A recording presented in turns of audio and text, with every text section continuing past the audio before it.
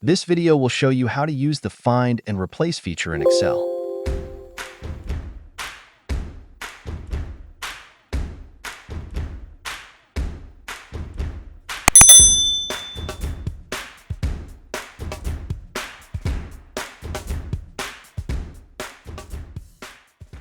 Here, we have an Excel file imported from a different source.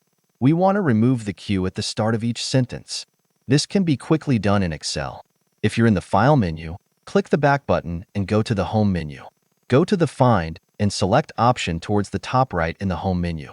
On the drop-down menu, select Replace. Alternatively, you can type Ctrl-H. Under Find What, enter the word or character you want to replace.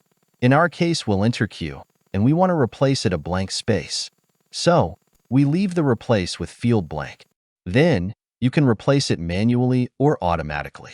For the manual option, click on Find Next. Then hit Replace.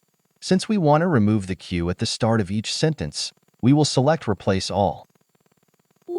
We can now see that Q has been removed in all the sentences. Now, try the steps above to find and replace text or numbers in Excel.